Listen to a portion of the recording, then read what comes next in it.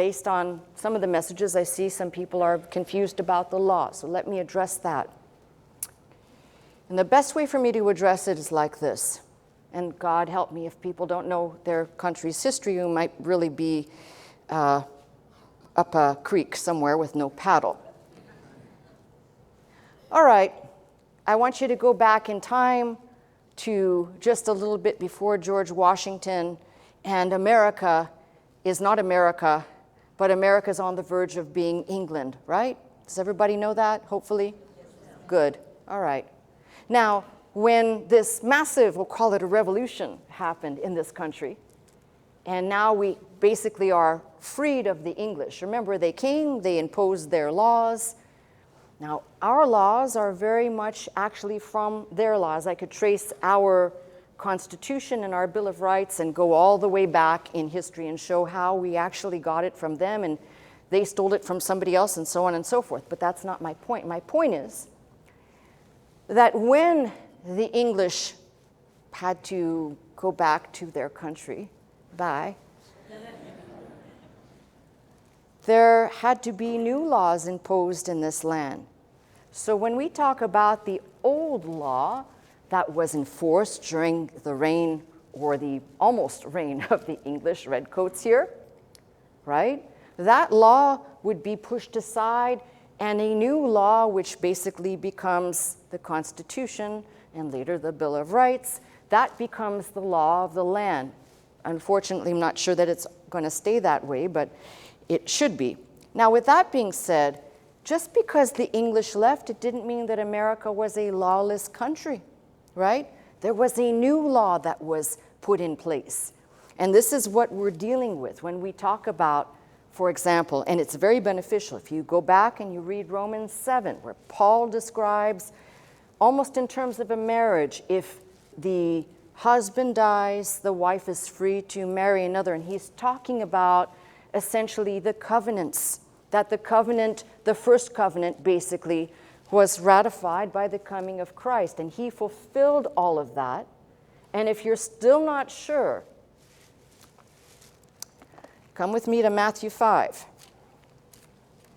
Actually, it probably begins in 6, but I think the brain is trying real hard to keep up with the energy of the room. That was sarcasm at its finest hour. Some of you are like, that's okay. So I see the tonsils. All right, so to give you an idea, in Matthew 5, think not that I am come to destroy the law or the prophets. I am not come to destroy, but to fulfill. Verily I say unto you, till heaven and earth pass, not one jot or one tittle shall in no wise pass from the law till all be fulfilled. So you have that statement right there, and on the heels of it, I've explained this before, when he says, except your righteousness shall exceed the righteousness of the scribes and Pharisees, you shall in no case enter the kingdom of heaven. Again, box checking, this is what this is referring to. But then he goes on to, this is what we're talking about when we talk about raising the bar. He says, you've heard that it was said by them of old time, thou shalt not kill, and whosoever shall kill shall be in danger of the judgment. But I say unto you that whosoever is angry with his brother without a cause shall be in danger of the judgment, and whosoever shall say to his brother, Raka, shall be in danger of the council. But whosoever shall say, thou fool, shall be in danger of hellfire. So he's taking the thou shall not kill and actually raising the bar by saying you don't even have to take it to that level if you just hate your brother without a cause. And he says that you're basically in the same camp as someone who kills. And then he goes on to say again, you've heard that it was said by them of old time, thou shalt not commit adultery. But I say unto you that whosoever looketh on a woman to lust after her hath committed adultery with her already in his heart. So there's a lot of these. It has been said, you've heard it said. That's not Jesus saying, and the 10 Commandments says, or look at Exodus 20-something, right? No, he's saying it's been said of old, but behold, I say unto you. All the things that you might have fixated on that you thought were the biggest, now I'm going to make them a little bit bigger. It's one thing to say, oh, I've never killed a man before. If you drive in LA, you have, trust me. You have. You've slaughtered a couple of people, just trust me. So the point here is this, to be clear about Christ fulfilling the law. We have it in another place in the book of Galatians. It says the curse of the law fell on Christ that we may pass out from underneath it. It all fell on him. So he fulfilled. You can use whatever verbiage you want. But to the person who thinks that the law was abolished, that is an error.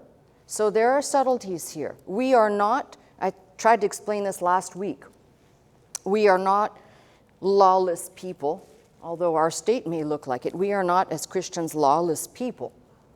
So it's important to understand that the laws of God, we can look at them and we can say they are giving us a template for the man-God relationship and the man-man relationship.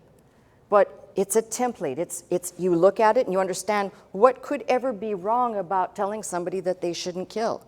Can you answer that question? No. Okay. Glad there wasn't anybody that went, all right. So that's my point. The point is we have to be clear about what he is saying. Or I quoted this last week, the law was a schoolmaster to bring us to Christ. So this, with the same intent that people would have parsed and studied and picked apart and scrutinized the law, we are simply to look at the author and finisher of faith and follow him, like the disciples did. Follow me, I'll make you fishers of men. We're supposed to follow just like that. Come